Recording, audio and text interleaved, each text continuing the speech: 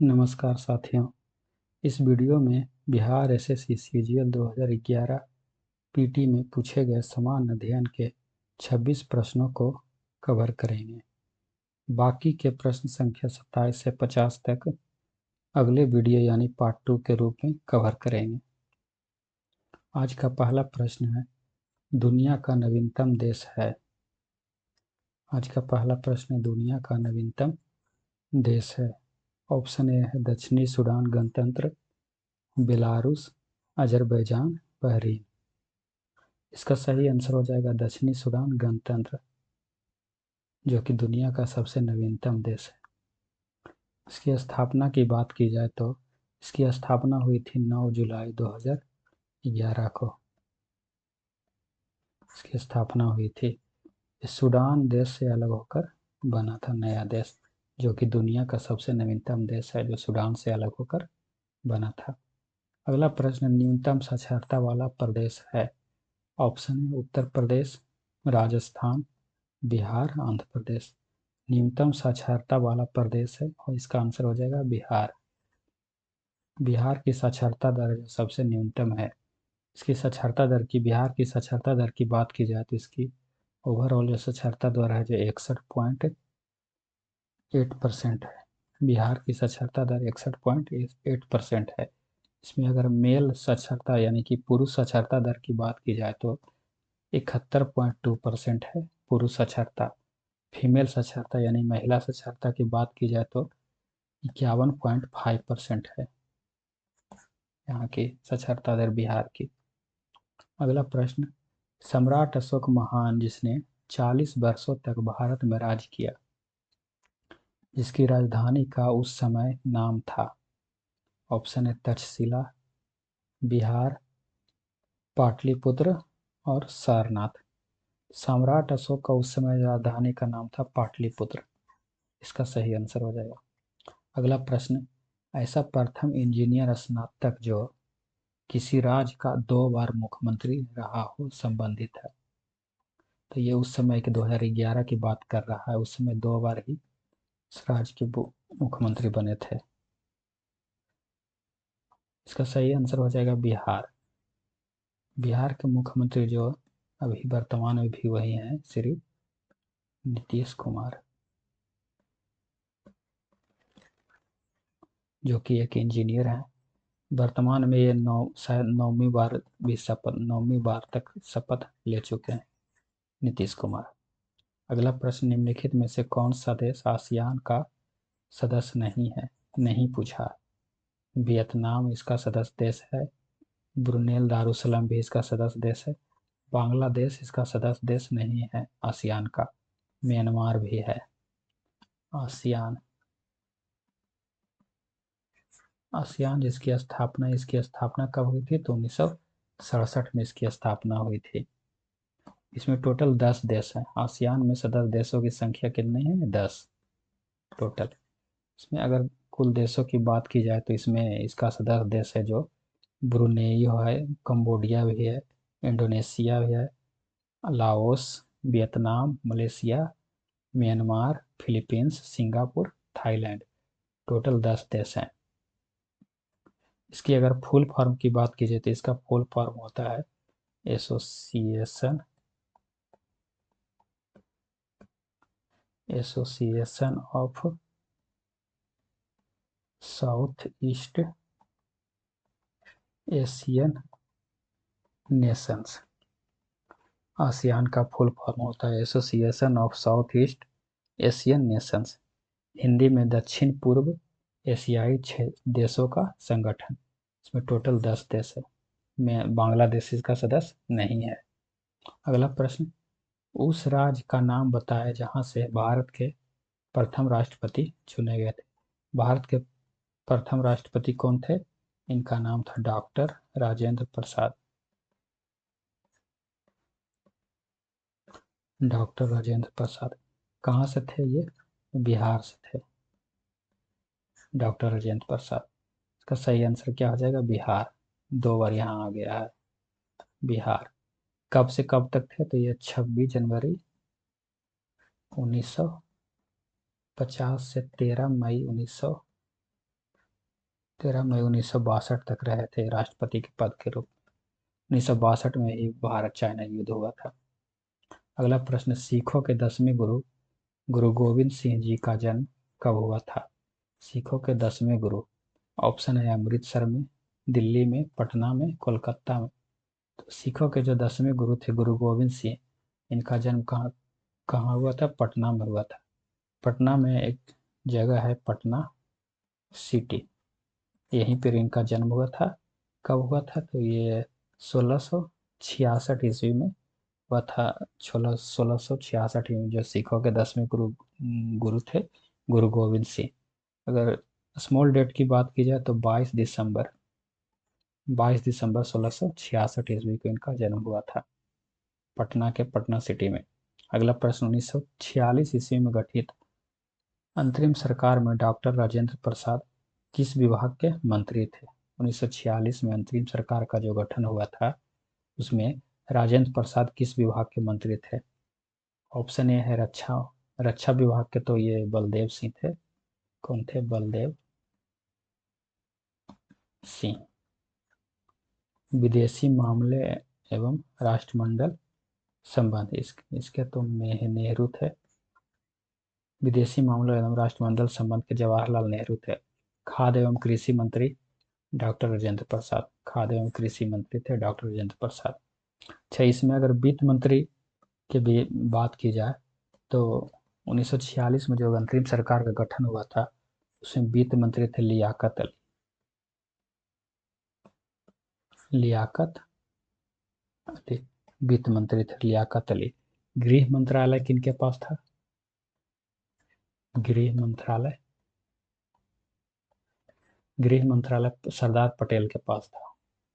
1946 के अंतरिम सरकार के गठन में गृह मंत्रालय सरदार पटेल के पास था। रक्षा विभाग बलदेव सिंह के पास था। विदेशी मामले तथा राष्ट्रमंडल संबंध इसके कौन थे मंत्री? जवाहरलाल नेहरू। खाद्य एवं कृषि मंत्री डॉक्टर राजेंद्र प्रसाद थे। वित्त मंत्री लियाकत अली के पास था और कानून मंत्री सैयद अली के पास था। रेलवे एवं संचार डाक विभाग ये सब आसफ अली के पास था। अगला प्रश्न, वैश्विक तापमान के बढ़ने की समस्या से निपटने के लिए अपने लोगों पर कार्बन कर लगाए जाने वाले का प्रस्ताव करने वाला विश्व का पहला देश निम्न में से कौन बन गया है? कार्बन कर सबसे पहले कौन सा देश लगाया है? ऑप्शन है ऑस्ट्रेलिया, जर्मनी, जापान, न्यूजीलैंड। इसका सही आंसर हो जाएगा न्यूजीलैंड। न्यूजीलैंड है जो पहला देश बन गया है जिसने कार्बन कर लगाया है। विश्व का पहला देश बन गया जिसने कार्बन कर लगाया। अगला प्रश्न है, निम्नलिखित में से किस क्षेत्र में वर्ष 2005 में इंदिरा गांधी परमाणु अनुसंधान केंद्र ने उल्लेखनीय उन्नति की? ऑप्शन है फास्ट ब्रीडर टेस्ट रिएक्टर के यूरेनियम प्लूटोनियम मिश्रित कार्बाइड ईंधन का पुनर्साधनीकरण, धातु कर्म में रेडियो आइसोटोप्स के नए अनुप्रयोग, गुरु जल के उत्पादन हेतु एक नई प्रौद्योगिकी, उच्च स्तरीय नाभिकीय कचरे के प्रबंधन हेतु एक नई प्रौद्योगिकी। इसका सही ऑप्शन ए है फास्ट ब्रीडर टेस्ट रिएक्टर के यूरेनियम प्लूटोनियम मिश्रित कार्बाइड ईंधन का पुनर्साधनीकरण। अगला प्रश्न है, इच्छा मृत्यु को कानूनी रूप देने वाला पहला देश निम्न में से कौन सा बन गया? इच्छा मृत्यु को कानूनी रूप देने वाला जो कौन सा देश बन गया है? ऑप्शन है ऑस्ट्रिया, स्विट्जरलैंड, नीदरलैंड, कनाडा। इसका सही आंसर हो जाएगा नीदरलैंड। नीदरलैंड है जो इच्छा मृत्यु को कानूनी रूप देने वाला पहला देश बन गया है। अगला प्रश्न, निम्नलिखित में से कौन सा आयोग सर्वप्रथम भारत के संविधान की किसी धारा के अंतर्गत किसी निश्चित प्रावधान के अनुपालन में स्थापित किया गया था? यानी भारत के संविधान के कौन से संस्था थे जो संविधान के किसी धारा के द्वारा यानी कि आर्टिकल में इसका प्रावधान किया गया है? ऑप्शन है विश्वविद्यालय अनुदान आयोग, राष्ट्रीय मानवाधिकार आयोग, चुनाव आयोग, केंद्रीय सतर्कता आयोग। इसका सही आंसर हो जाएगा चुनाव आयोग। चुनाव आयोग भारतीय संविधान के अनुच्छेद 324 में इसका वर्णन किया गया है चुनाव आयोग का। अगला प्रश्न है, विश्व आर्थिक फोरम की वार्षिक बैठक का स्थल दावोस कहाँ स्थित है? ऑप्शन है फ्रांस में, जर्मनी, स्विट्जरलैंड, लग्जमबर्ग। दावोस शहर है जो स्विट्जरलैंड में स्थित है, इसका सही आंसर हो जाएगा। अगला प्रश्न है, ओलंपिक खेलों में किस खेल के लिए बाल वारकर कप, या कप छूट गया है, कप का प्रदान किया जाता है? ऑप्शन है तैराकी, मुक्केबाजी, लंबी कूद, ऊंची कूद। इसका सही आंसर हो जाएगा मुक्केबाजी। मुक्केबाजी में बाल वारकर कप पुरस्कार प्रदान किया जाता है। अगला प्रश्न है, प्राचीन नगर तक्षशिला निम्नलिखित में से किनके बीच में स्थित है? ऑप्शन है सिंधु तथा झेलम, झेलम तथा चिनाब, चिनाब तथा रावी, रावी तथा ब्यास। तक्षशिला शहर है जो सिंधु तथा झेलम नदी के बीच में स्थित है, इसका सही आंसर हो जाएगा। अगला प्रश्न है, निम्नलिखित में से कौन सा विद्रोह बंकिम चंद्र चटर्जी के उपन्यास आनंद मठ के द्वारा प्रसिद्ध हुआ है? ऑप्शन है भील विद्रोह, रंगपुर तथा दीनापुर विद्रोह, विष्णुपुर तथा बीरभूम विद्रोह, सन्यासी विद्रोह। तो बंकिम चंद्र चटर्जी जी के द्वारा जो आनंद मठ लिखा गया, इसमें सन्यासी विद्रोह का वर्णन है किया गया है, इसका सही आंसर हो जाएगा सन्यासी विद्रोह। सन्यासी विद्रोह कब हुआ था? तो ये 1770 से 1820 के बीच में हुआ था सन्यासी विद्रोह। अगला प्रश्न, निम्नलिखित में से कौन सा कथन सत्य नहीं है? ऑप्शन है महानदी का उद्गम छत्तीसगढ़ में हुआ है, जो कि सही है, बिल्कुल सही है। महानदी का उद्गम छत्तीसगढ़ में हुआ है। गोदावरी नदी का उद्गम महाराष्ट्र में हुआ, यह भी सही है। कावेरी नदी का उद्गम आंध्र प्रदेश नहीं कर्नाटक में होता है। कावेरी नदी का उद्गम कहाँ से होता है? कर्नाटक। कर्नाटक के ब्रह्मगिरी क्षेत्र से होता है इसका उद्गम कावेरी नदी का। ताप्ती नदी का उद्गम मध्य प्रदेश में है, ये भी सही है बिल्कुल। इसका सही आंसर क्या हो जाएगा? Option C. गलत, सत्य नहीं है पूछा है तो कावेरी नदी का उद्गम आंध्र प्रदेश नहीं बल्कि कर्नाटक से होता है। अगला प्रश्न, निम्नलिखित में से कौन एक हिंदुस्तानी शास्त्रीय गायक है? हिंदुस्तानी शास्त्रीय गायक, गीता चंद्रन, लीला सैमसन, गंगूबाई हंगल, स्वप्न सुंदरी। इसका सही आंसर हो जाएगा गंगूबाई हंगल, जो कि एक हिंदुस्तानी शास्त्रीय गायक है। अगला प्रश्न, कोलंबो से अल्मोड़ा, कोलंबो से अल्मोड़ा तक व्याख्यान निम्नलिखित में से किनके अनुभवों पर आधारित है? B R Savarkar, Annie Besant, Ramakrishna Paramahansa, Swami Vivekananda. Colombo से अल्मोड़ा ये स्वामी विवेकानंद के व्याख्यान पर आधारित है। अगला प्रश्न, वैज्ञानिक तथा औद्योगिक अनुसंधान परिषद का अध्यक्ष कौन होता है?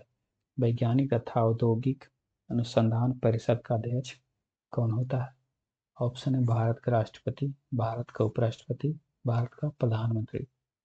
केंद्रीय मंत्री विज्ञान एवं प्रौद्योगिकी। इसका सही आंसर हो जाएगा ऑप्शन सी, भारत का प्रधानमंत्री, जो कि वैज्ञानिक तथा औद्योगिक अनुसंधान परिषद का अध्यक्ष होता है। इसकी अनुच्छेद की बात की जाए, अनुच्छेद 75 में भारत का एक राष्ट्रपति प्रधानमंत्री होगा, इसका वर्णन किया गया है। भारत को उपराष्ट्रपति का आर्टिकल 63 में इसमें कहा गया है। भारत का राष्ट्रपति आर्टिकल 52, आर्टिकल भारतीय संविधान के अनुच्छेद 52 में भारत के राष्ट्रपति के बारे में बोला गया है। अनुच्छेद 63 में भारत का एक उपराष्ट्रपति होगा, अनुच्छेद 75 में भारत का प्रधानमंत्री के बारे में बोला गया। केंद्रीय जल, अगला प्रश्न है, केंद्रीय जल एवं विद्युत शोध केंद्र कहाँ स्थित है?